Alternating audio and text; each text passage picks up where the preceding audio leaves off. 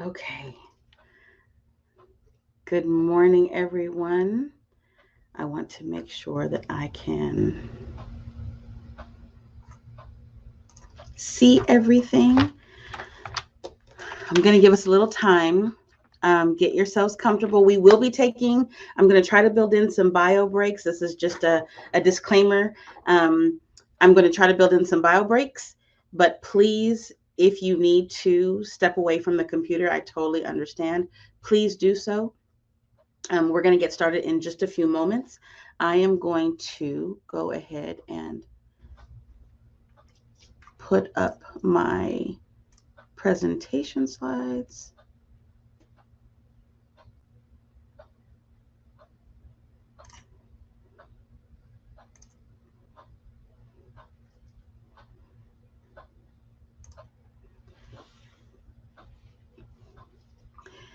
And we're growing and we're growing. Okay, we are live. We are recording. Okay, we're about 3 minutes in. Okay, so I want to let you know in advance. If you were not able to join us yesterday, I just want to give you a little bit of a tour of the session. If you look in the top right-hand corner, you will see handouts, and the session slides are there. And it actually, I set it to automatically send to you once we were in. If someone could type in the chat and let me know if you can see this particular slide deck, it will be a PDF. And it looks funny. It just says what's, and it's kind of got a squiggly line. If someone can give me a confirmative. Okay, it's been a long night. Can you give me an affirmative? You can see it. Thank you, Guadalupe.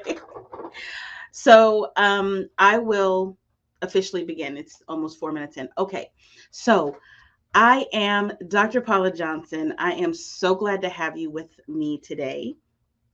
And again, I opened the session, but if you missed the keynote just now, I am the director of the IDRA EAC-South. EAC stands for Equity Assistance Center. There are 4 regional equity assistance centers in the United States. IDRA has received that grant for the last, gosh, almost 50 years. And I'm sorry, let me pause. Sissy, if you look in handouts, it should be, oh, I'm sorry, it did link right. It's called What's the Difference Between Climate and Culture? It should be your second handout. And you will be able to preview it as well as download it. Please let me know if you're, that's interesting. You should actually have 4 handouts. One is a JPEG. It's an image I loaded for you, and then you should also see this. So let me see. Okay, now I am.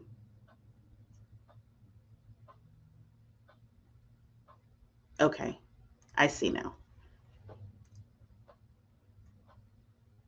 And I'm sorry, I just want to make sure that you have everything, because when we go to breakout rooms, I want everyone to have access to the materials. And I did also post them in the materials. So if you do a refresh, you should be able to see this same handout. Everyone should be able to see that.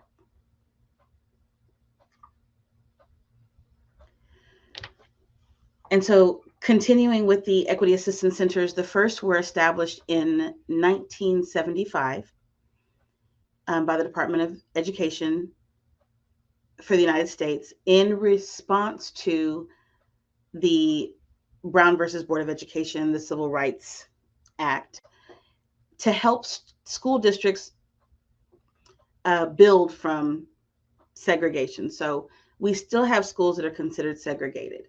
And one of the charges of the EAC is to provide technical assistance and training and support to school districts who are currently under deseg orders.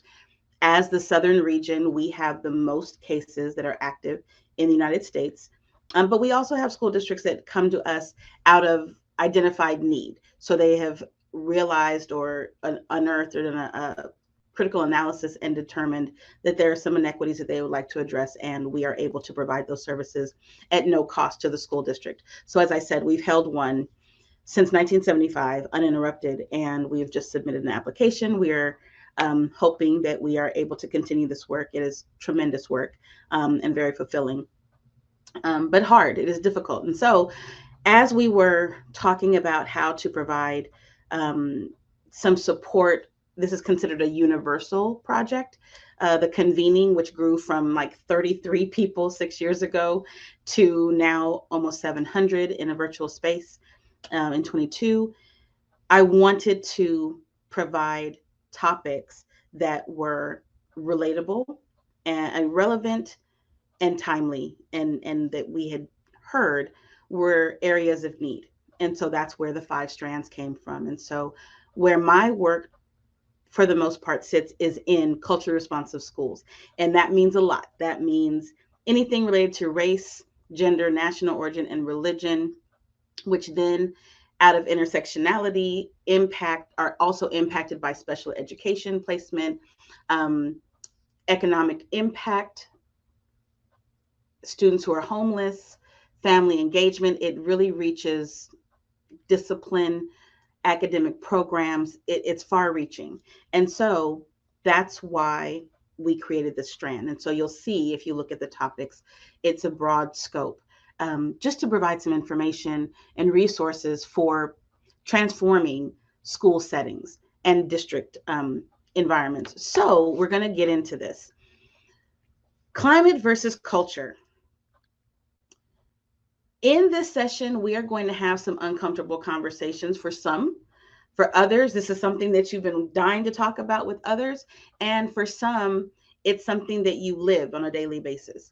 And so I'm just going to ask of us to try to be respectful, assume good intent, be present as possible. If you're at home, if you're teachers and you're off for the summer, praise. I'm so happy for you. You deserve it. Take all of the advantage. And so for you being here, it means even more to me. But be as present as possible. If you have littles around or pet children around, try to be as present as possible. When we go into breakout rooms, I will ask for one mic at a time. There is a lot to say, and I want to make sure that everyone is heard. And then also listen to understand, not to reply. I have a tendency to, with my husband, listen to respond, because I'm just waiting for him to take a breath so I can speak. So we want to try to temper that and really hear what people are saying without trying to give a response. And then the last thing is, don't panic. This is day 2. We are going to use breakout rooms. If you were with the presenter yesterday that was having any difficulty with the breakout rooms, it is simply that this is not Zoom, this is not Teams. You don't have to do anything. We, myself, and our room moderators are going to help make sure that this is as smooth as possible. There may be some bumps in the road, but it's going to be okay. So just buckle up. We're going to get this done. Is there anything you can drop in the chat, anything that you would add to the group expectations? And I know that right now you're not on mic and on camera, but I really do ask that you try to be as fully engaged as possible. I love feedback. So you have all 4, you see them now. Number 4 just appeared. Okay, I did see that. So here we go. There are 3 session elements. I don't like the word agenda because it feels like you have an agenda. But the session elements, we're going to talk about how climate and culture work together through, first, diversity, equity, inclusion, and belonging. We need some common language and understandings about what that means so that we can move into climate and culture. That's where the rubber meets the road.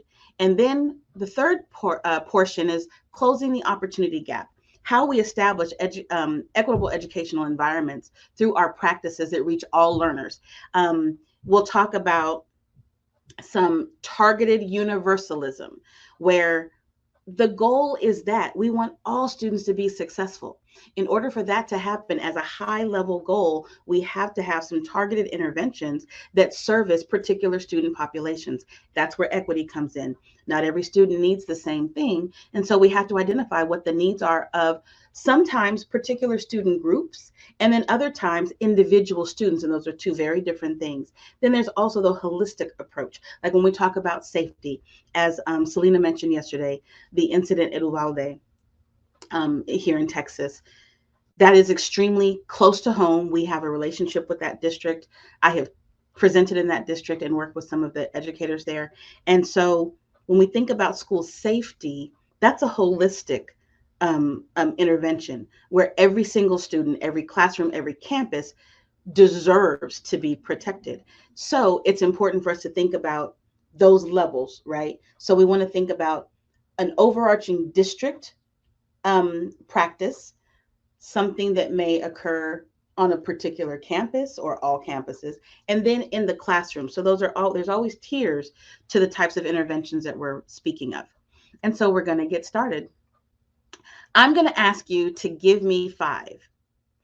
I don't want you to put them in the chat, but write them down or just think about your 5 most important people, places, possessions, or pastimes that give you joy.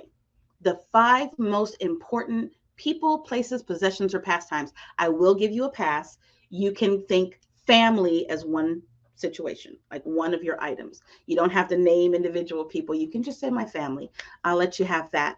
But then places, possessions, and pastimes. That's your hobbies. Where do you want to go? What are things you like to do? What are some things that you treasure? I want to give you a minute and think about that. And when you're ready, I want you to introduce yourself in the chat, but you cannot use any of the items that you list. So to make sure we have the understanding, you're going to consider the 5 most important things in your life. Family can be one. And then I want you to introduce yourself to the group without using any of the things that you have on your list.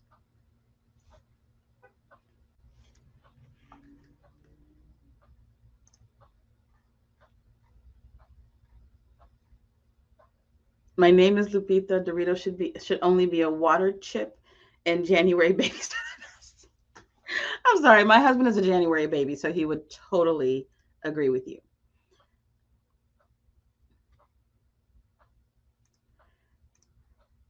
Okay, so there's a spread.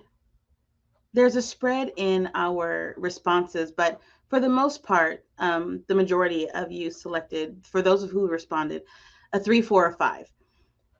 So one of the things about introducing ourselves is that we are social creatures by nature, even if we're kind of awkward, which I've always considered myself to be a little awkward. Oh,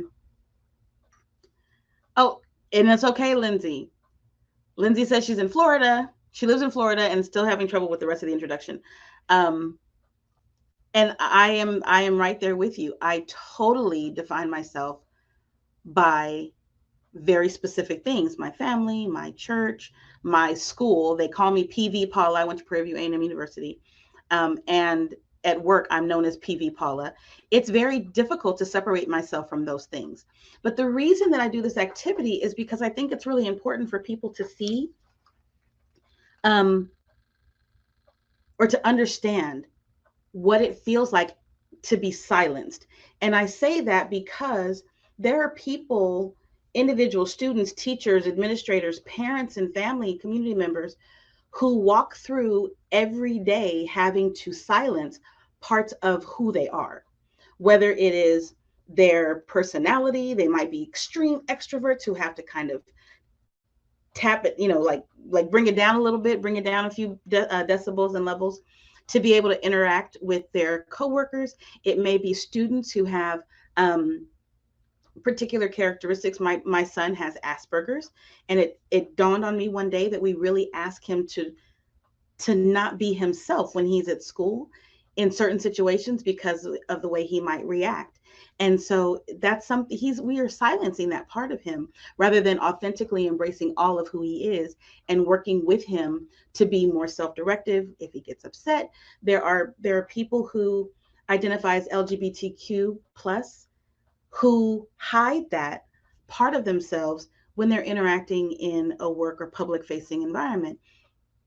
It's something that is so heartbreaking when we think about it. And what it comes down to is we all have or experience or possess a particular level of privilege, some more than others. But I think it's important for us to understand we all have a level of privilege.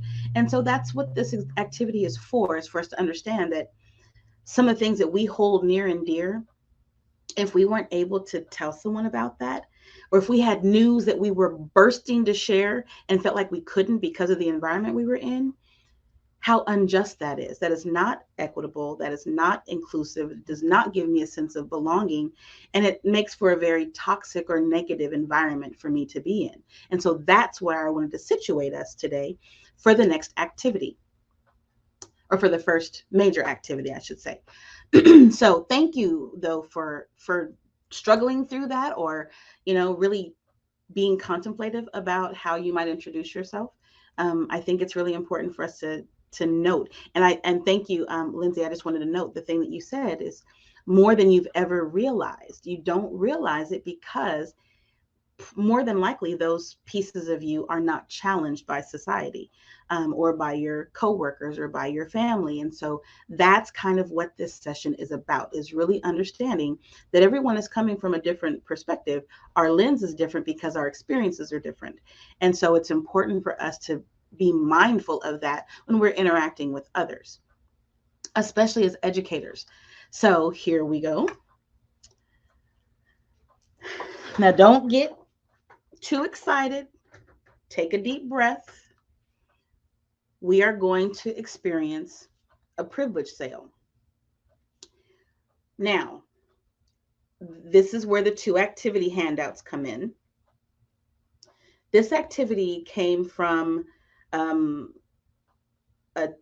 it was teaching tolerance, and I adjusted some things, but I really think it's a interesting way to do like a privilege walk. I think that privilege walks are, I think they're very dynamic. They're very, they bring out a lot of emotion. But I think that we sometimes miss the point when we do a privilege walk. And I've done privilege walks in circles rather than straight lines, because I also feel like privilege walks demonstrate our level of privilege, but at the exposure of others. And so I don't like that part of it. So instead, I found and adjusted some things that are for this particular activity, and it's called a privilege sale, privilege for sale. And so each group, we're going to do breakout rooms, and I'll talk about that in a moment, but we're going to do breakout rooms. And in each breakout room, we're going to do a jam board. And so with the jam board, you are going to be able to, as a group, in the room that you're assigned to, you're going to choose which privileges you purchase. Disclaimer, none of you have any of these privileges once you enter the jam board. That's the first part. Second part is you must decide as a group. So you cannot divide up the money that you are assigned and say, okay, well, you get this many and you buy this many and I'll buy this many. It has to be a group decision. Pretend that whatever your dollar amount is, let's say it's $2,400. It's one $2,400 bill and it cannot be divided at all. Each privilege costs $100. So they're equally priced, but you are going to decide as a group which ones you are going to purchase with the amount of money that you have. Now, being that we are a much smaller group right now, I'm going to break us up into 6 breakout rooms. So speaking of breakout rooms, hold for a moment, go ahead and open the handouts, but do not start your conversations for a moment. I am going to invite you so that I can move people into 6 rooms only. So just give me a moment. I'll put a sticky when you're ready. So I will share a few more pieces about this. I'm probably going to move you towards the middle room so that you have more money. But again, it says on your board, it will say, if you're looking at the PowerPoint presentation, it will tell you which room you're in when you get to the Jamboard, which room you're in, and you will have all the privileges already on the screen. I just put the link to the Jamboard in there so you can look around, but they're all from the handout so that you don't have to type them. They're on the stickies. And I'm going to browse for you real quick so you can see what it looks like. This is what all of them look like, and they're in a list for you. Excuse me. I will go to the Jamboard, and I'm going to show you what it looks like. Give it just a moment to load. So each Jamboard will have your breakout room number and the amount of money allotted to your group. And then each of those 20 privileges are listed here on the stickies. So your assignment as you're in the breakout room is to openly discuss, read through them and decide as a group which ones are a priority to your group. Given the money that you have, identify how many you can purchase, and then start prioritizing. Now, here's something that you can do. When you, if you hover over one of the stickies in the Jamboard, it will give you the 3 dots that are a menu, and you can edit, or you can double click it. In there, as you're editing, you can change the color of the sticky. And so that's what I'm asking you to do. Of the sticky note, change the color of the ones that you're going to purchase. So what you can do when you go in there are just change the colors of the ones that are important to you, that you have identified that you feel like you could not live without, and then go to consensus. So you could choose any of them, but you have to spend all your money, and you have to decide as a group. So, are there any questions about the activity? I see that people are already entering the Jamboard. That's wonderful. I'm going to put you in groups, and then I'll move you around just a little bit. And then I would like you to have a discussion. We're going to be in the breakout room for about 10 minutes once I get you situated. So at 10:10-ish, we'll come back, and I will give you a note that we're coming back. So I'm hoping that everyone is on the same page, proverbially. Let me know if there is any problem, or do I have thumbs up? So here we go.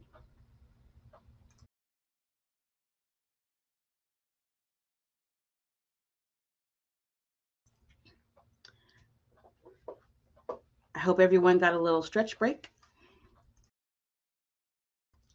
Excuse me. So in our second portion of today's session, we are going to talk about diversity, equity, inclusion, and belonging before we get into culture and climate. I'm sorry, we have people, we're in our actual building today, and we haven't really been here for too long. We do rotation, so I'm like, who is that? So anyway, here we go. This section of the presentation today, this particular topic is, again, I'm giving you the disclaimer that this is meant to be a funny video. I'm just telling you that up front. So please do not allow shock and awe to get the best of you. If you have seen it before, you'll know where I'm going. But it is something that when we think about all that we just came out of and the levels of privilege, now we're going into kind of how those privileges manifest in our society. And this is just a really great comeback to one of them. So give me just a moment to cue it up. And please let me know. You can use emojis. Let me know if it does not give you the sound. Give me one moment.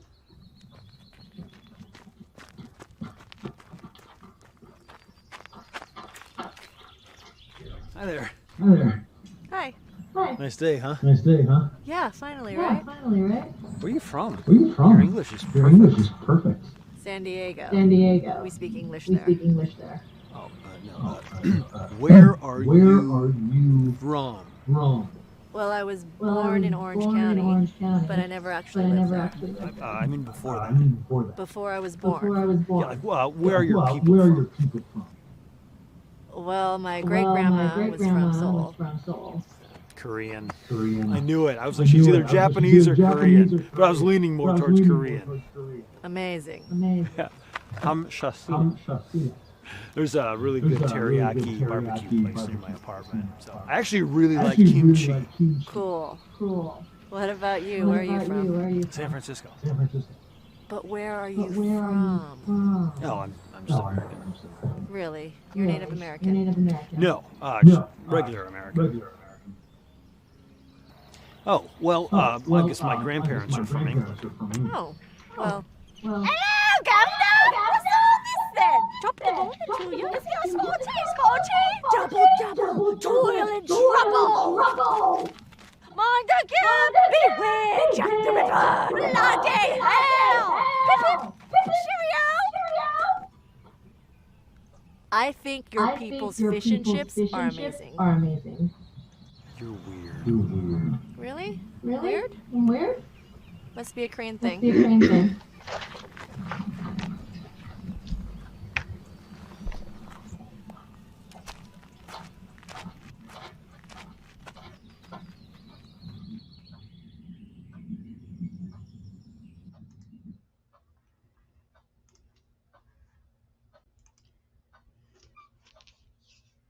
So that kind of video or that kind of experience kind of demonstrates what a lot of people go through.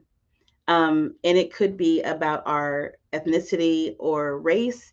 Sometimes it is about the way we speak. Sometimes, like me personally, when I mentioned the wearing our hair any way we want to, I am locked and loaded, as I say. And, there's a lot of, I guess, folks are not as aware about locked hair if they are not in the Black community and the understandings around it. So I have to answer a lot of questions. So it's things like that one level of privilege is to even ask, that people feel comfortable in their own privilege asking others questions like, where are you from? There's not only a judgment in that, there's a lot of insinuation that could also happen. And so there's just certain ways around finding out more about people, building relationships with people that will help negate some of the biases that we see. And so most of you in here, I'm sure, already understand what bias is. But again, common language, I think, is extremely important to have these kind of conversations. Thank you, Wendy. It's really important to talk about, like, openly, ask questions. And there can be a fine line about, being culturally curious and being insulting. I mean, there's two very different things, but sometimes it's a very fine line. But implicit bias is those things that we feel implicitly, like we're totally unaware of the judgment. And I call them judgments or preferences. And I don't mean that in a negative way. I just mean we have preferences. I'll give you an example. I am not really a dog or cat person, but if I had to choose, I would choose dogs. I don't know why. I think it has something to do with the Siamese cats in Lady and the Tramp when I was a little girl. I really think my brother played that song way too much. But I am not a dog or a cat person, but I would probably prefer dogs than cats. That's just a preference that I have. I really have never had a negative experience with a cat. I don't know why I don't like them. I just don't like them. And so that's a preference. Some of us are coffee drinkers, and there's like this, I have several coffee groups on Facebook, and there are these like factions that want to talk about whether coffee should be creamed or not. It's a preference. it is a bias that comes out very strongly. Like if people say like Coke to Pepsi, especially in Texas, or Big Red or Whataburger to anything else, we have preferences, but those are, they stem from bias. We are biased to or against something, or for or against certain things. So it's not really a neutrality. And so it are these things that what happens is we start attributing stereotypes with some of these biases. And so it's important for us to be mindful of that. Some are implicit, some are explicit.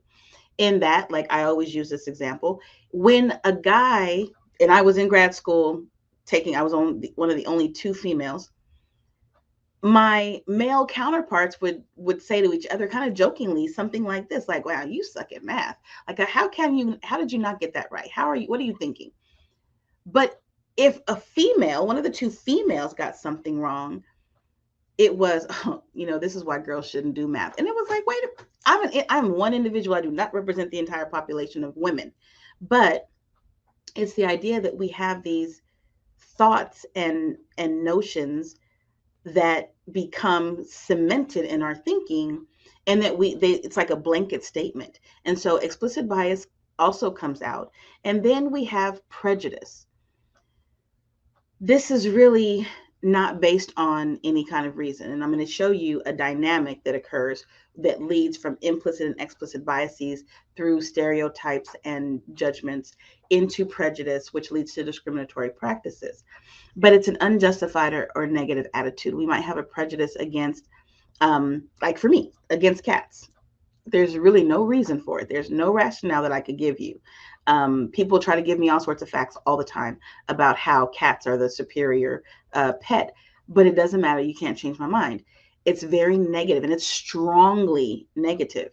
And that's just something that I'm mindful of. I'm not really trying to change that particular one, but in life, we really should challenge our prejudices.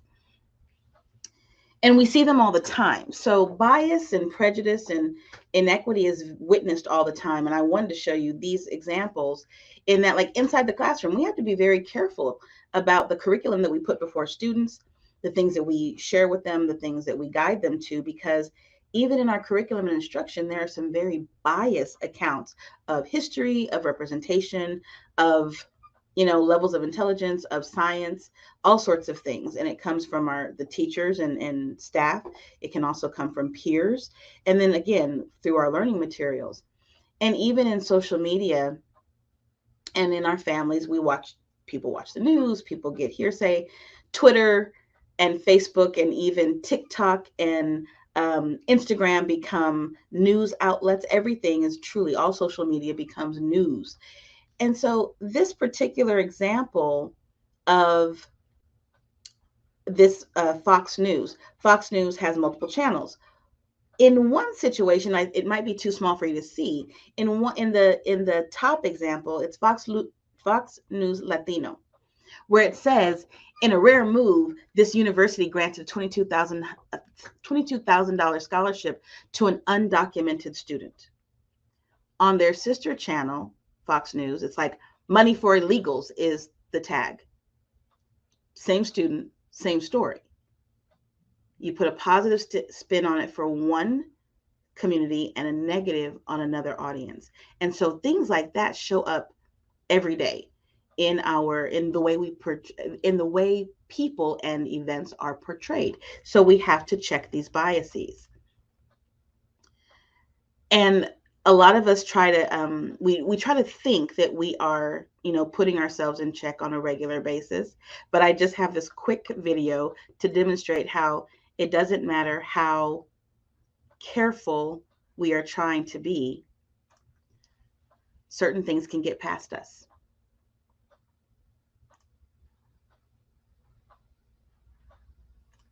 This is an awareness test. How many passes does the team in white make?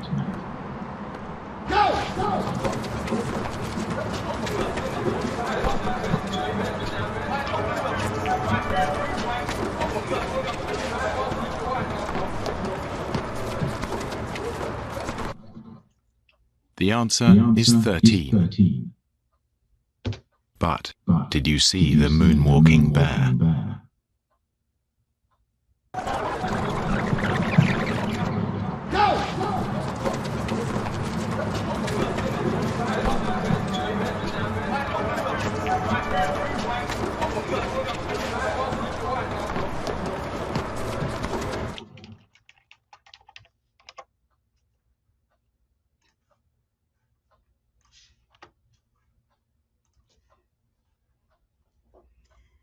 So in the chat, did you see the bear the first time? Did you catch him the second time? When he said no, not at all. There is a bear that I'm going to play for you again. I want you to look now. Okay, so this is the activity. This time I want you to intentionally think, where's the bear? I'll play it again.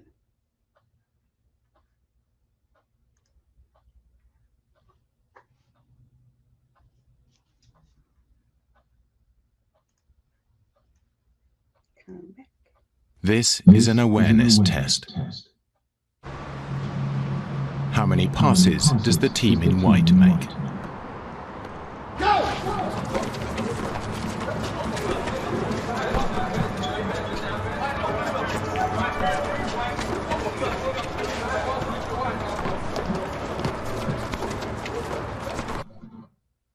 The answer is 13. But did you see the moonwalking bear?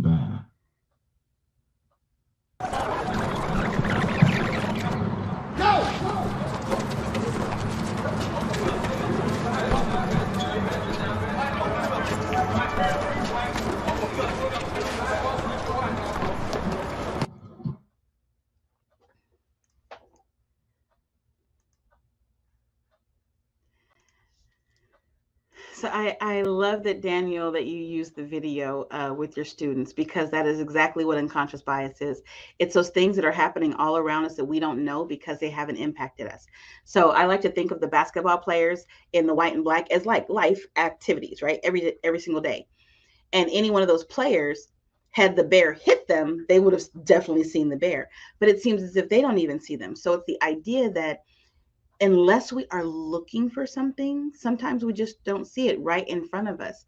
And with a lot of individuals, it's not that I don't mean to say that we want to look for something negative, but we do need to be aware and be, I guess, really advocates for observation. We need to be able to step outside of ourselves and be a witness to what's happening around us so that we can tell whether or not things are actually as equitable as we think they are.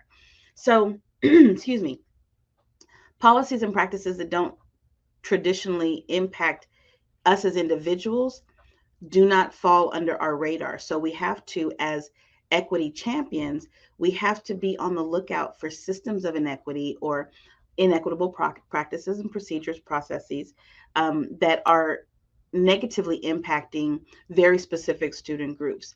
And that can go both ways when we're talking about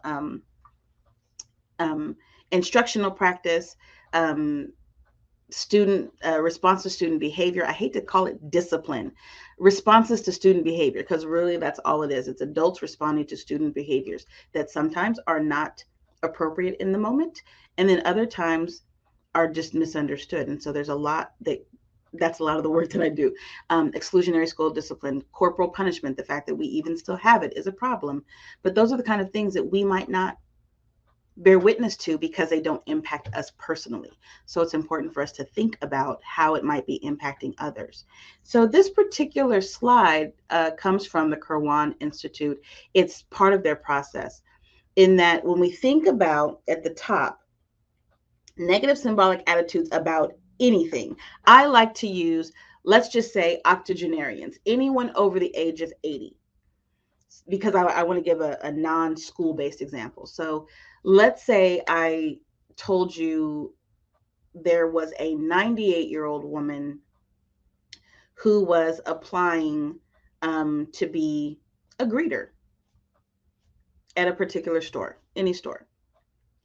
Some of our negative symbolic attitudes about older, as I called seasoned saints, our seasoned elderly family members and community members, we have some negative notions about being older. And we might think about some of the things that are stereotypical, and that leads down to the stereotypes. So what are some negative symbolic attitudes about the folks in our older generation? Drop them in the chat. What are some things that as a society, we when you think of an older person, that might immediately come to mind? What are some adjectives that folks might come up with about older people? Mean. Yes, that mean old man, a mean old lady. Slow, no memory. Absolutely. All of these things start coming up. They bubble up to the surface.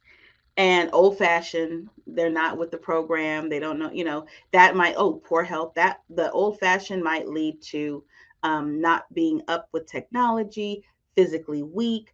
All of these things start as these negative symbolic attitudes and then move down towards around 2 o'clock, 2:30, towards implicit bias. So now we begin to take on the thinking that anyone who's over a particular age, whether we've met them or not, as soon as you hear that someone is 85, these are the kind of things that start coming to our minds. And so that begins to develop an implicit bias. Those collective implicit biases lead to prejudice and stereotyping. I don't want a 98-year-old woman on my shift if I'm the manager, because gosh, they're slow, they're weak, they're not going to be able to, use any of the technology. They might not remember things. I'm going to have to take care of them. We begin allowing that prejudice based on those stereotypes to take hold. That leads to discriminatory practices. And so now they might not get hired. If they get hired, well, they're older. Maybe I pay them less money, or maybe I give them fewer hours, or maybe I only allow them to be in a certain area until we become their age.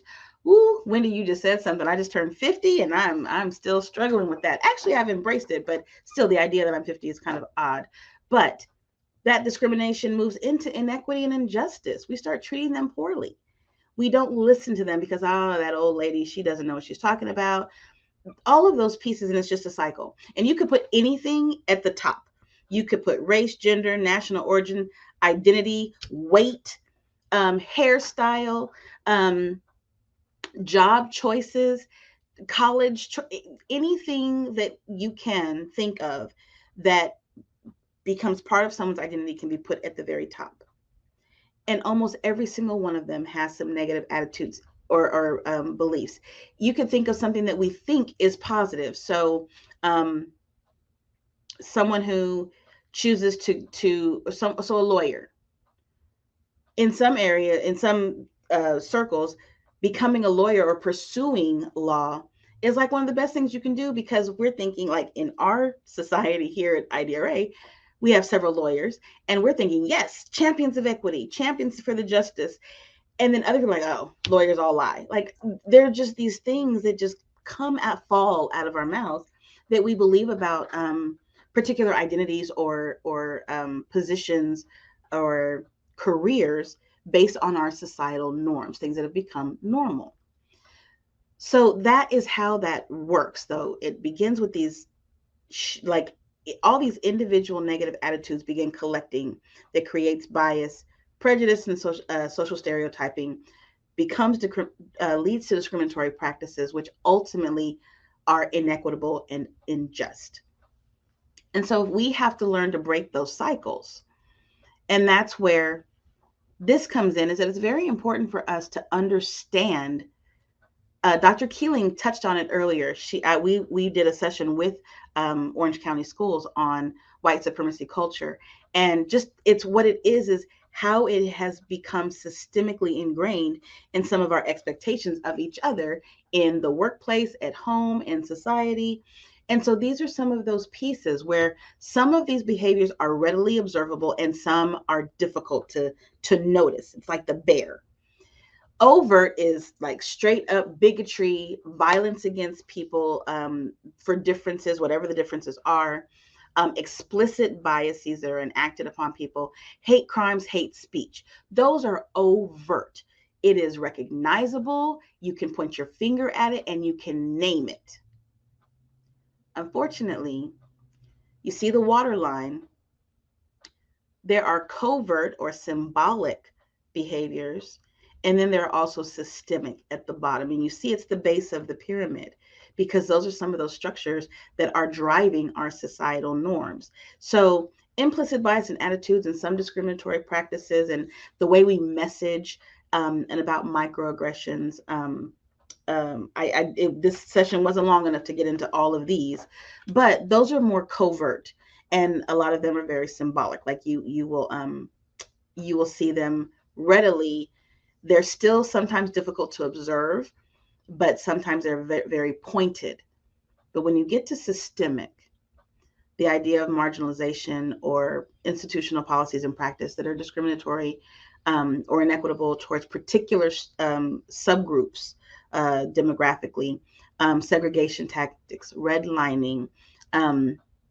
Here in Texas, we had some scuffles over like top 10% and how that would benefit some students and over others, and why not have top 10% based on the school that would be more diverse in the top 10.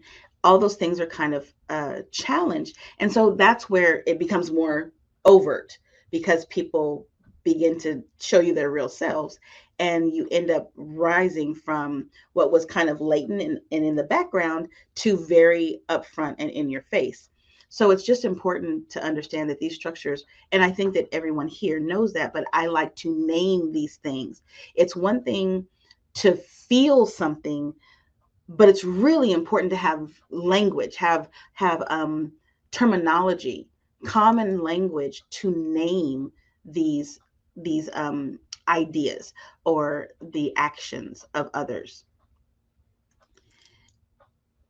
So when we are in this work, this equity work, when they talk about doing the work, it's really important that we think about certain questions. This is not the end all be all of questions. However, these are some questions that can drive work, equity work in schools and districts.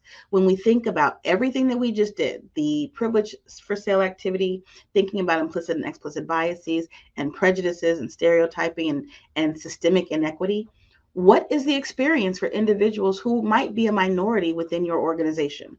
And by organization, I say that because you might be a nonprofit, you might be from a school, you might be from the district leadership team, you may be a community member that has a separate business. But asking ourselves, is everyone having a positive experience? And if not, why? What are the barriers of senses of a sense of belonging for certain individuals?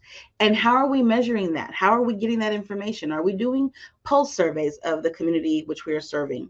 Are we having open conversations and dialogue about, do I like having an open door policy, that there's a protocol that someone can come and share what is making them uncomfortable, if there is a toxic work environment based on any of these biases and systemic marginalizing practices? And how can we diversify either student enrollment, or there's a whole strand from the phenomenal Naomi Woods on equitable hiring practices. How can we increase diversity in student programs? Even if you're not directly supervising, say, dual credit or advanced placement, but even advanced academics, how can we get more students enrolled, especially girls and students of color, into advanced math? Having students take Algebra 2 and Pre-Cal and Calculus and Statistics, or taking advanced science classes or advanced language classes. How can we do that? So a lot of this is driven by data, which is very important. In all of these questions, data is the metric. Data is how we measure these questions, because it's solid proof of practice and policy. And so that is where we are going right now at 11:01 with an hour to go. I will be skipping quickly through a few things. Diversity, equity, and inclusion. I think it's important for us to understand they are three very distinct things, because we say DEI, and a lot of folks who are not in this work do not really understand that they are not the same thing. in and of themselves, they go together, they work together, but they are three very separate things. And that diversity is the way in which we bring difference to a particular setting. So if I am the only female among a group of male supervisors, then I am bringing diversity, but I am not diverse in and of myself. That is not the way that works. And so it's about our relationship to others. And there are multiple ways to find diversity. And so it's interesting when we think of it, we just mean that there's a mix. Whatever there is, there's a mix. But one person does not a mix make. So we really want to be mindful of programmatic thinking to truly diversify, not just by race, gender, national origin, religion. We want level of ability sometimes. We want to look at multiple perspectives. We want to look at male, female. We want to look at, or if we're thinking about a district-wide approach to something, we want to make sure that we have members at the table from all parts of that community. So diversity really does mean that we're talking about a dynamically diverse group of people. When we think about equity, equity is not equality. We know that, but it does recognize that there are some advantages, some privileges, and that it's a process. It's a process of trying to achieve equitable outcomes for all students. There's this universal goal that all students will be successful, but that requires targeted interventions. I'm going to say that again. There's a universal goal. We want every student who walks through any school system to be successful to their portion, whatever that means to them. But it requires very targeted interventions. If we want every single third grader to be on grade level in reading, it might mean that you have certain groups of students who have very specific needs to get them to that overarching goal. So we have to look at the targets to implement to help everyone get to that level of success. So that's all I mean by equity, is that it's important for us to be mindful that there is a goal for all, but it starts with some. Access and success, there are barriers, but inclusion means that everyone feels equally valued and treated with respect. But those three things, diversity, equity, inclusion, do not always give people a sense of belonging. And remember, you're going to have the slide deck. I'm so sorry. I just want to move us forward just a little bit. A sense of belonging means that, yes, I am seeing a diverse and dynamic group of individuals before me. Equity means that all of their needs are being met in the ways that they need. Inclusion means you are asking the opinion and input, and you're sharing you're allowing the voice of all to be heard. But even then, a sense of belonging is something very special. It means that I want to join voluntarily. Like, our students might feel like they're being represented, but in classrooms, they might feel like everyone's being treated equitably. There's a diverse group of students, and they feel like their voice has been heard. But there is it's really the SEL component that brings in belonging. Providing students with a culture of care, an environment of success, and high expectations where they want to join that and feel like they belong in that setting. That is a very different thing. And it starts with relationships. So for the next portion, going through climate and culture, we are going to go to breakouts in just a moment. And I might just put us in one, but here we'll start. Just bear with me for a few moments, because again, you have access to the PowerPoint. There are just a few things that I want to make sure that I cover before we have the next discussion. So my perspective from the research, not really my opinion, but my perspective is driven by the research, in that climate and culture are not the same thing. And we have a tendency to speak of them as interchangeable. And so I thought about this last night, and that's why I put where the rubber meets the road. You could have a great car where all of your family can sit comfortably. You've got the speakers that are going to play your music just the way you like it. You've got enough cup holders for everyone. You've got storage for all the luggage. There's room for all those knees. I have a 15-year-old, just newly turned 15-year-old, who is over 5'7", so his knees are important to me. You have this great car. It's new, it smells good, it's clean.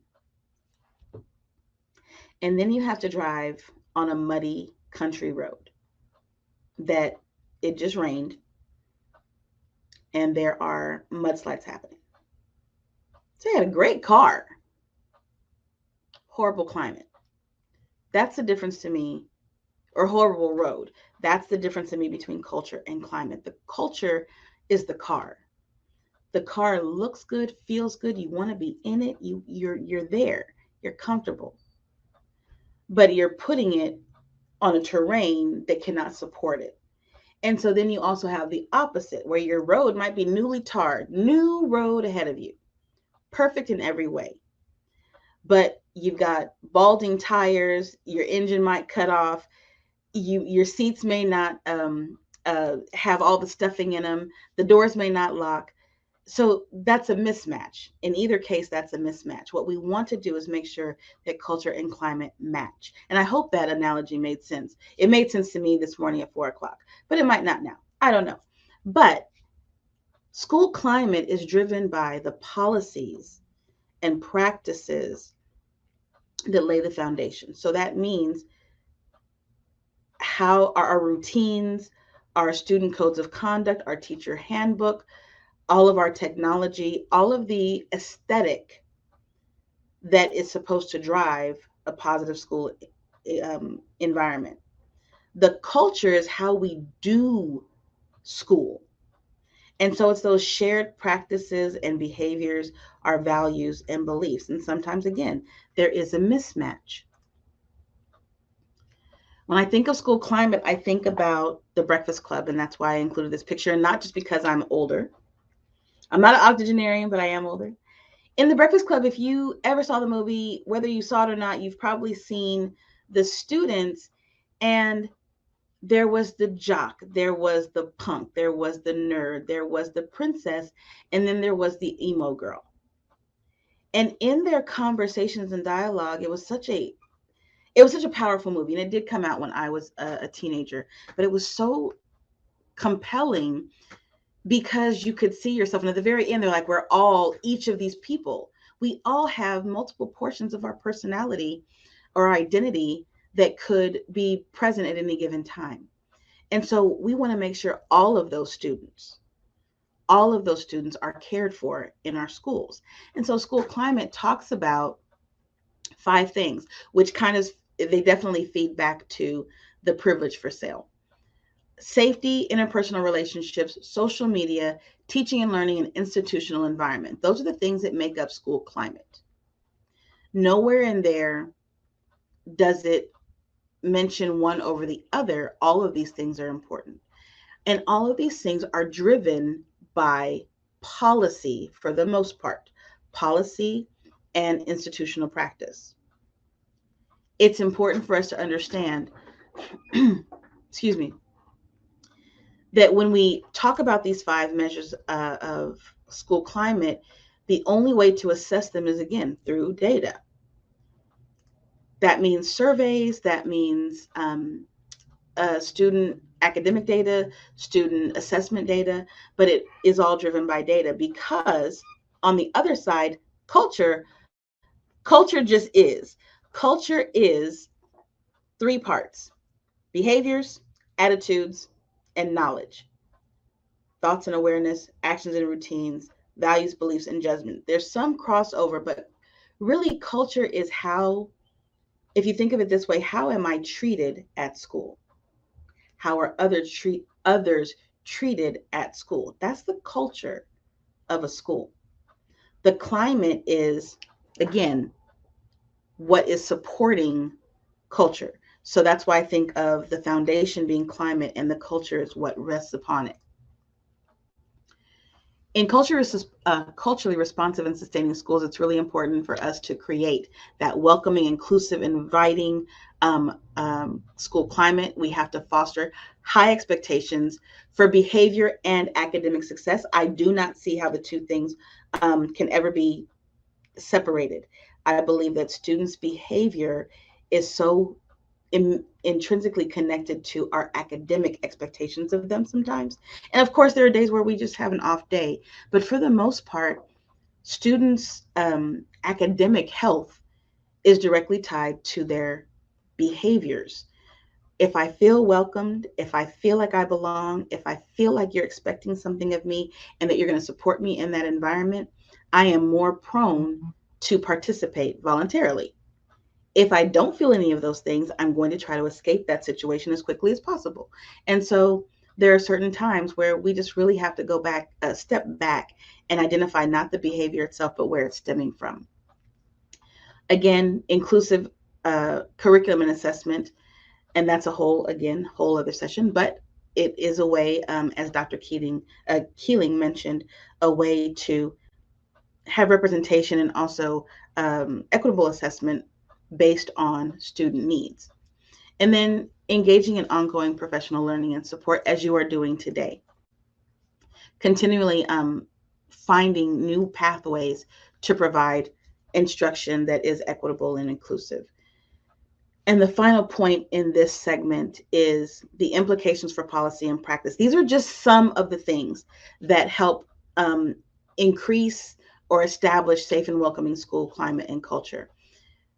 When we look at student discipline that is exclusionary and very disproportionate, most of our students who are experiencing either in-school suspension, out-of-school suspension, expulsions, corporal punishment, they are more likely to be male and a student of color, very specifically Black students, especially in the southern region, and not to address discipline specifically, but restorative practices really establish a sense of community, building relationships between students and their peers, teachers and students, teachers and administrators, administrators and students, everyone with the families. It is a way of doing that intentionally provides an environment where people feel welcomed and that they're going to be heard, cared for, and supported in their daily educational experience.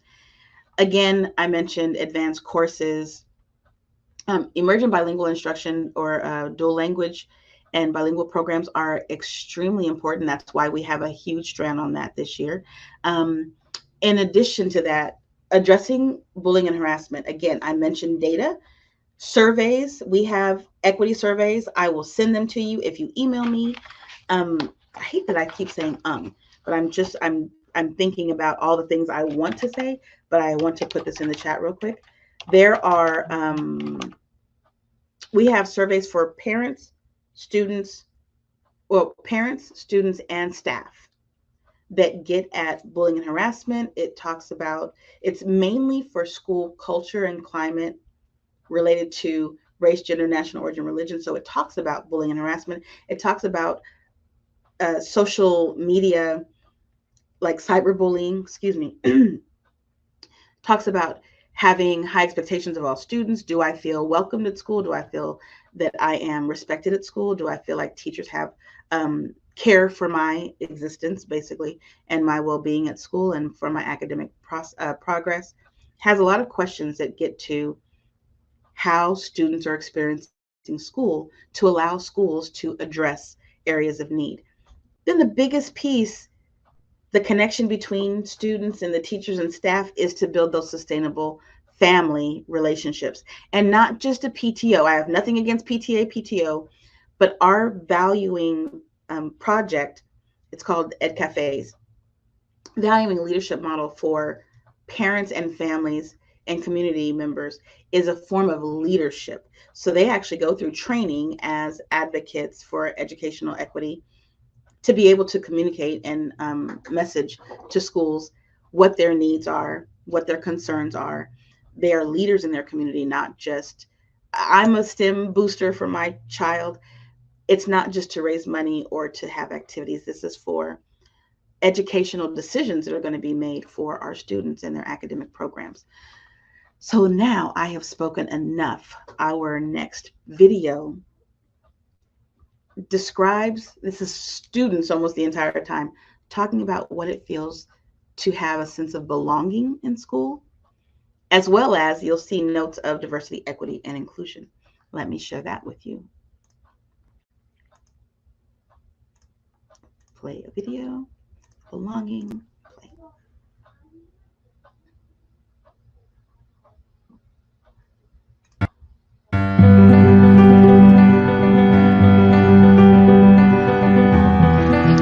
Through different school-wide programs, classroom assignments, and discussions, students at Wissahickon learn a lot about how important it is for all of us to feel understood, seen, accepted, and appreciated, and how we are more successful when we work together.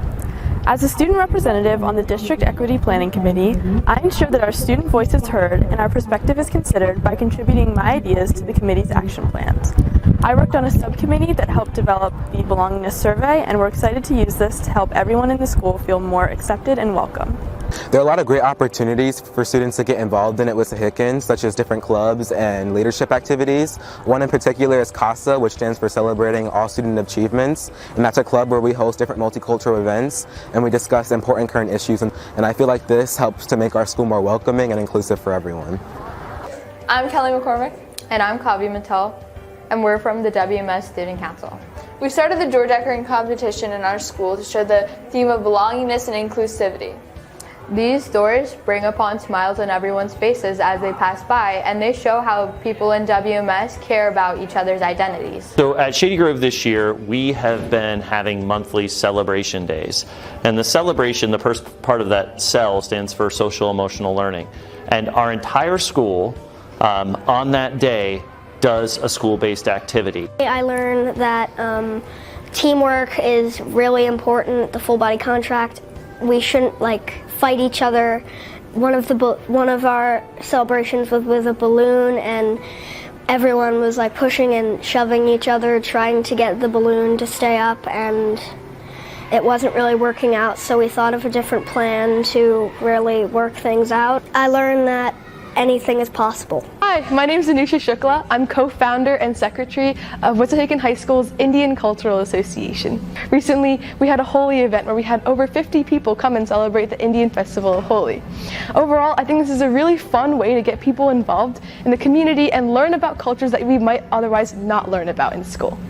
As a student school board representative at Wissahickon High School, I was tasked with working with the school board in order to give the student opinion on social issues and all issues involving the school. And through that, we were able to create social and cultural unity throughout Wissahickon. We were working with each other. I gave the student opinion on certain ideas, and we were just able to work very well together. It allowed us to create a very, very powerful community and a student body.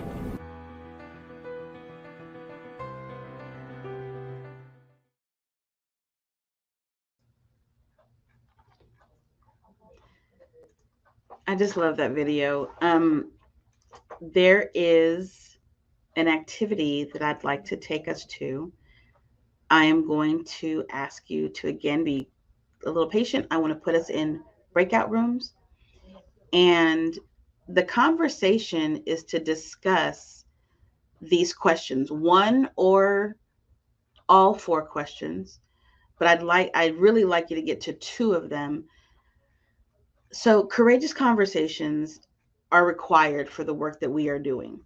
It is part of our everyday practice of us for us to think about how students are being served. And again, you can replace students with teachers or parents in this particular case.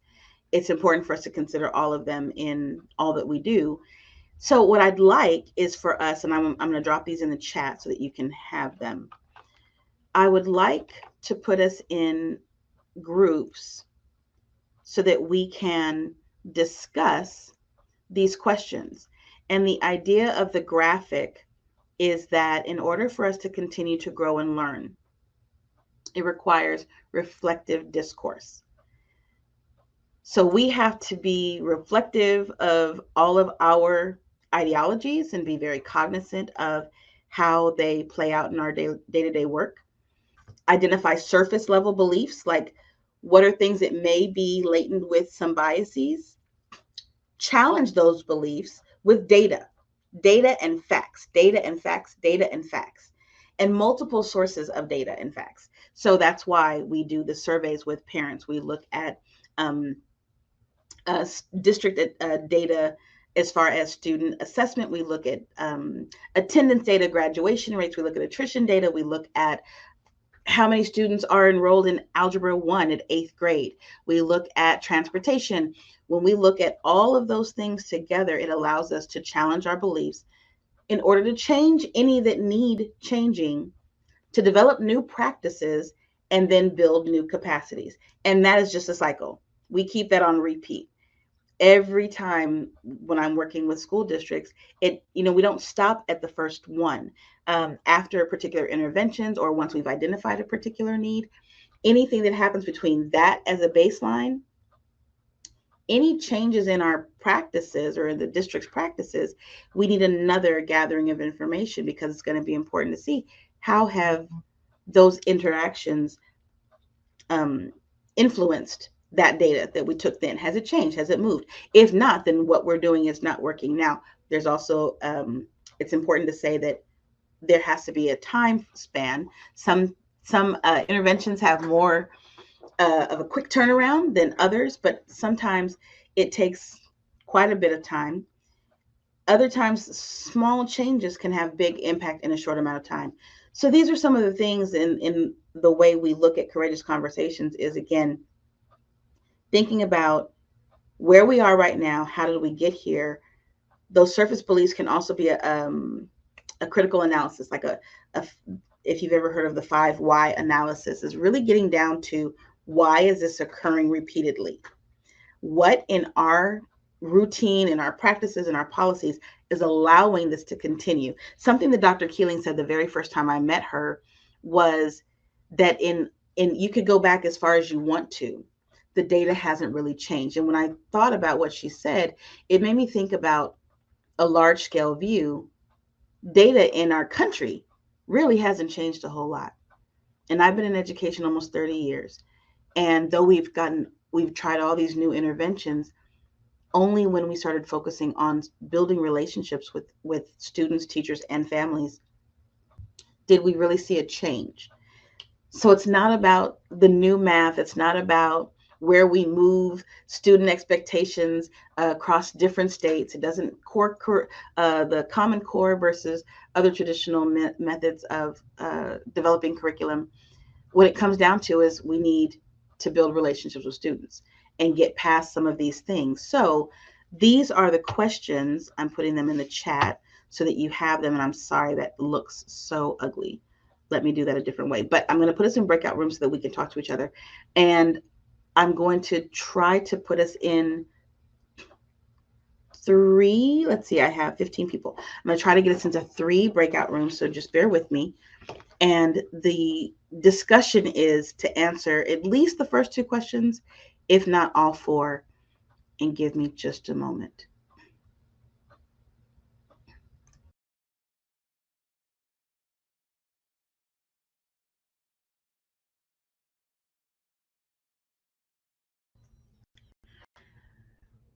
I'd like to take a moment to thank you all for the conversations that I was able to listen in on. And there was that whole listen to hear, not to respond. There were so many good things being said. And I had a question for Kimberly and Stephanie. They were talking about teachers, educators, period, being in survival mode, and how, I kept wanting to ask, how do we move out of survival mode? And I think one of the, complexities there is it's not just school. We're not just in this situation at school, we're in this situation at home. And so even at home, we're kind of in survival mode. It is everything. It's something that, like the work that I do, which is equity work, I'm an equity lead. It doesn't go away just because of 5 o'clock, because I live in this space of being a minority in a majority minority city, but I'm a minority within that city. And just everything, when I think about my day to day, equity is always at play. I'm always thinking about, I can't watch a commercial and not think certain things about, is that really equitable? Was it representation? Like, we can't get away from it. So the pandemic has caused us a circumstance where we are just trying to make it through, sometimes not just the day, but the hour. Like right now, I am trying to get to noon. And then after that, I'll try to get to the next big milestone of my day. And then eventually it's like, can I just get to my bed and wake up the next day, and I'll try it again. And so we are all in this struggle, both in our work life and in our home life. So I really just have to take a moment and say, as Dr. James mentioned yesterday, our mental and emotional well-being and physical well-being are so important right now.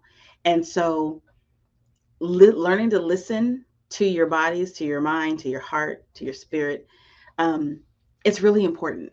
And I think that's how we begin coming out of being in survival mode and can take strategic actions. So I find myself trying to have that kind of mentality, that I don't want to be like, your life can be so busy. I don't want to be busy anymore. I want to be productive. So I want to come out of survival mode and become productive. I'm not ready to be a superhero, but I do want to be productive, and I want to be strategic in how I spend my energy. And so those are some of the things that, if we allow that to kind of permeate our home life and our professional life, that maybe we can find some balance. Maybe we can get to some balance. Because Kimberly said it well. I hope I quoted the right way. She said, this was supposed to be the year of normal. Like, we were supposed to get back into things properly this year, and all that went out the window.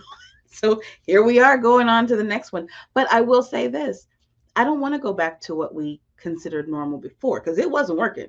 It definitely wasn't working. Where we are right now, I think in some ways is more beneficial to our students and our teachers and our families, and in other ways are highly stressful and challenging. So I just think this is that time where we are in a space where, because we are having these conversations, I believe that we are going to come out of this so much better than how we went in. That was my goal. I said I wanted to exit the pandemic better than how I went in. And I am a Pollyanna. I'm constantly positive as much as I can be. So just having said that, a few thoughts. Yes, reimagining education. That was last year, was like, how do we re-envision, how do we re-engage and reimagine what school can look like? At the convening last year, that was exactly our thinking. And so again, this year it was different than last year, and I think next year will be even better. That used to be my phrase when I was in the classroom, was this was my best year, and next year will be even, but not as good as next year. That's what I would always say, like, because I'm constantly learning. We have to constantly be learning and throw out things that aren't working, adjust things that just need a little tweak, and try new things that may help improve the conditions of our own experience and those of our students.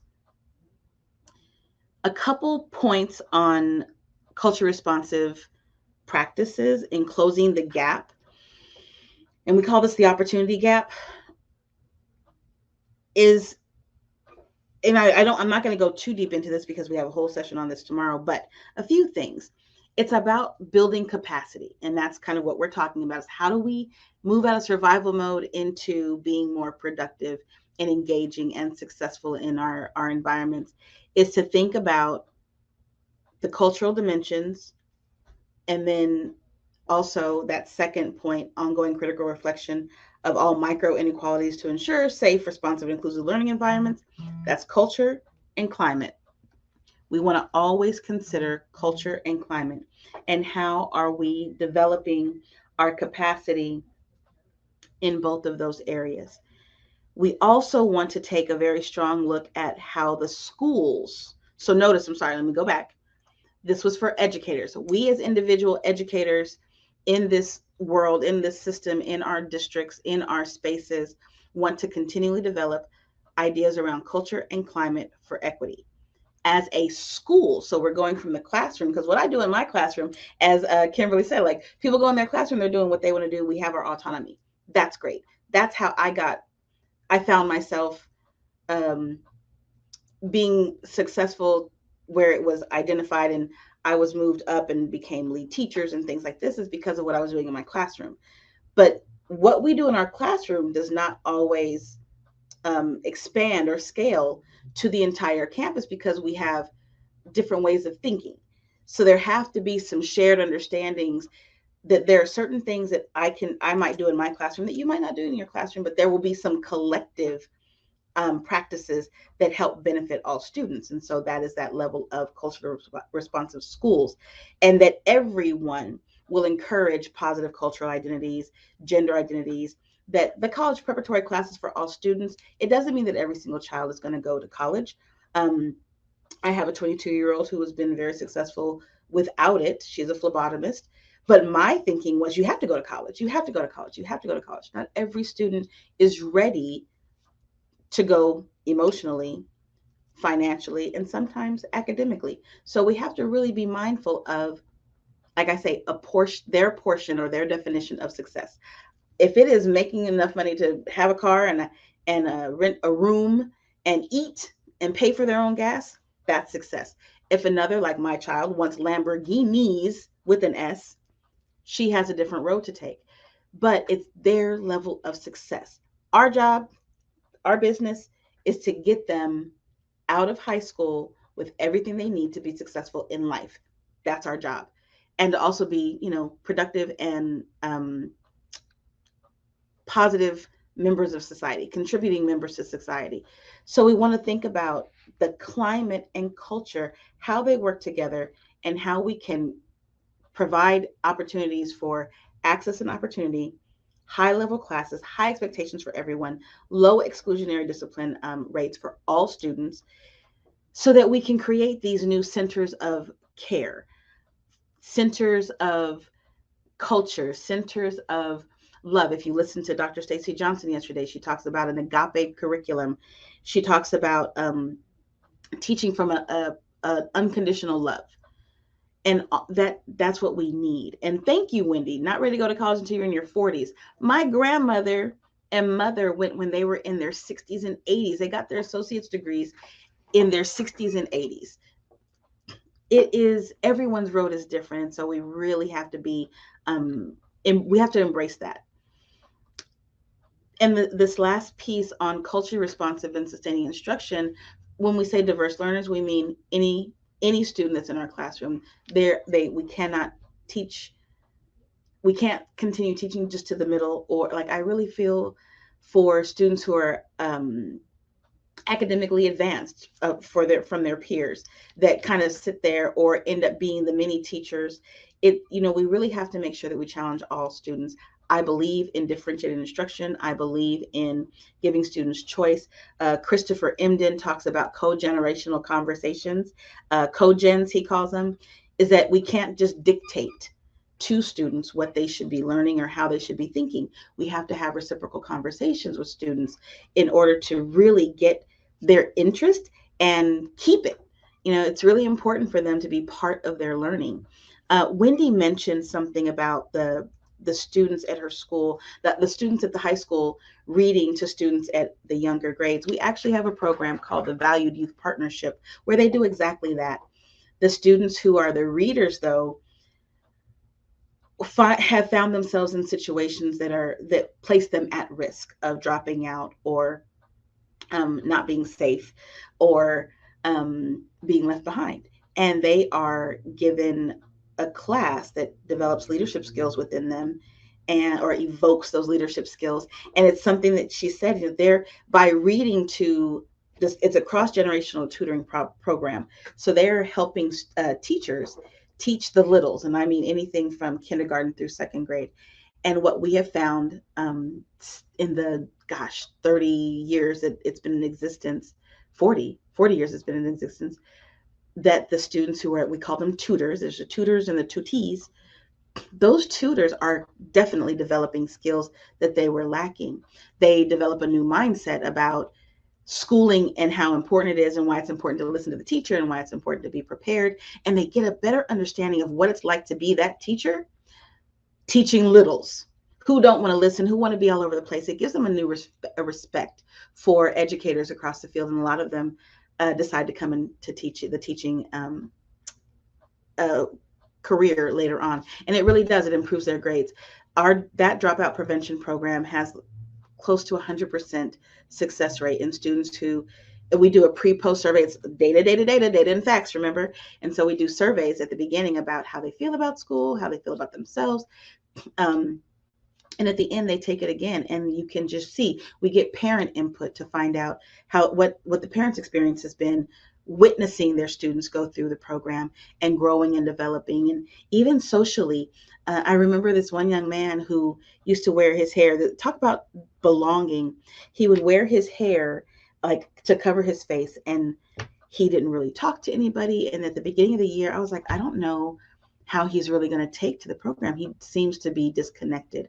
By the end, he was wearing his hair back. He had become, I won't say extroverted, but he had really blossomed into his social awareness and developing his social skills and really interacting with others, and really was a great tutor. And the tutees miss their tutor if they're not there.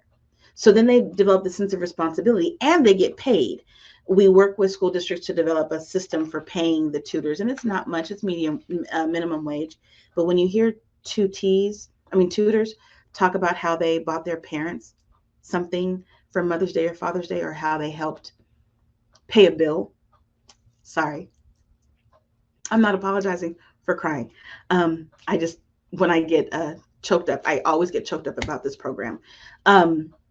Because it's transformational. Thank you, Thank you, Thomas. Thomas is the best. He just shared the link. But it's a wonderful program. But it's exactly what Wendy is talking about. But it's intentional, and we have campuses all over Texas. We have folks in Detroit, California. It's really. Thank you, Kimberly. I'm just always. I love what I do. I love serving, and I know that we make an impact. And that particular program, it's bittersweet because I can no longer be a lead for one of the campuses. Mine was in Detroit, and I miss those tutors. We taught them technology skill. It's amazing. Anyway, that's a whole other session. We should have had a session on DEIB. But having said all that, those are one of the types of interventions or programs or initiatives that really allow students to embrace not only who they are, but to get support from peers and educators, and really grow and develop in that educational space. So there are some phenomenal things that I know everyone is doing. I wanted to share the recap.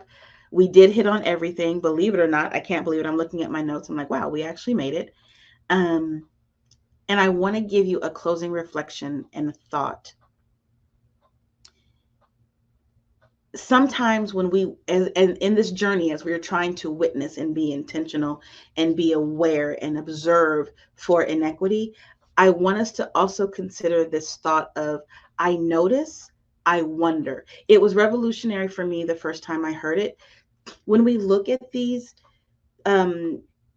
inequities that we might come across, or a scenario where we feel like someone's being unjustly treated, rather than jumping into the fray, rather than, like I tell my family all the time, like, don't help me. If I'm already kind of riled up, I don't need anyone's help to make it worse. I need that person to kind of help me draw back and say, I notice, I wonder. If I notice someone, like when I registered my son for summer school the other day, I noticed some of the leaders at the campus we were at. It's not my son's school, it's a sister school. I noticed the way they were speaking to everybody. And I just didn't appreciate it. I was already on 10, but I noticed that the way they were speaking was a little abrasive. So I had to think about, I wonder what their role is. And it helped me kind of filter, like how much stress they might be under, how much responsibility they were carrying that day, trying to navigate all of these students and kind of corral students who weren't supposed to be on the campus and missing kids who were. It really helped me step back from the situation and not take it personally, so that I could speak to one of these individuals to get some questions answered, because I didn't want to approach them because I'm like, she's just going to yell at me and I'm a grown woman. So it's things like that. But I notice, I wonder, help us look at situations differently. So as we're looking at culture and climate, when you see something, this is kind of a see something, say something, but begin to filter some of those thoughts with I notice, I wonder. If you see a student who you think is being unjustly treated, ask yourself, so I noticed that this event occurred, that's fact, that's data. I wonder what I may be missing. It might help us have deeper conversations rather than being extremely reactionary. And so that's just something I wanted to leave you with. And again, this is in the handouts. Please make sure you download it. Even if you don't, there will be a website where you can get everything that you want after the convening ends.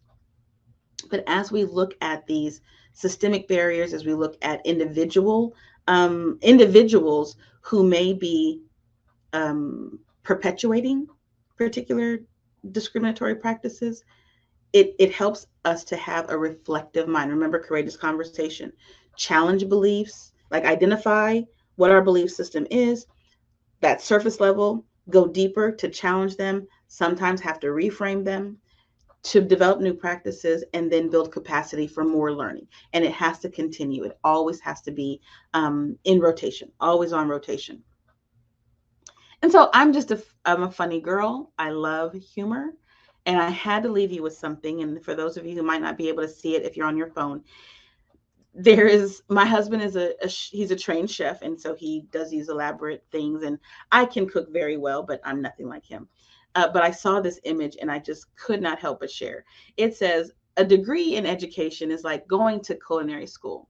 You learn the basics, a few cool party tricks, and by the end you can cook a gourmet meal. Teaching, however, is like waking up every day on an episode of Chopped, where the ingredients are completely random. You're expected to do something amazing with whatever you're handed, while people watch and provide a running commentary, and occasionally something catches on fire. That is the survival mode that we are in, that we have spoken of. And I hope that through the professional development you're getting over these 3 days and in your districts and on your own, that you are cultivating practices that will help you move into that area of productivity so that you can be the best teacher. And remember to fill your cup first. Just like we put our mask on ourselves first, fill your cup first so that you can continue pouring out to others. I thank you and I greatly appreciate you. All of your input today, all of your conversations and dialogue. Please make sure that when you exit, where it says more at the top, that you exit the webinar and complete the survey. Please, I would really love to hear your feedback on the session. And last but not least, this particular image, Principles of Inclusion for the Child. I am in, I am with, I am part, I am present, I participate, I connect, and I belong. That particular image was so captivating to me because it defines what everything means for diversity, equity, and inclusion and belonging to me. I thank you so much for your time today. Again, you are an amazing group of educators, and just continue, go be great. Go be great. I hope that you enjoy your afternoon session, and I hope that you've enjoyed this session, that this time was of purpose. I hate to feel like I ever wasted someone's time. So thank you, thank you, thank you. Please do the survey, enjoy the rest of the convening, and I will see everyone tomorrow morning. You are so welcome. Thank you for joining me today. Stephanie, it's so good to see you. My Facebook friend.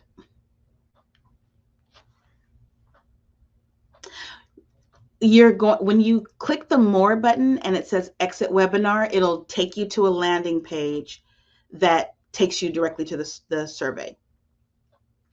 Thank you so much. It's great to see you too, Stephanie. I wish I had a prize for being the first one to register, because I saw that. I was like, of course she was, because I love her. Thank you so much. We're going to end I'm in a different view now. We're going to end the session. Have a great afternoon. Take care, everyone.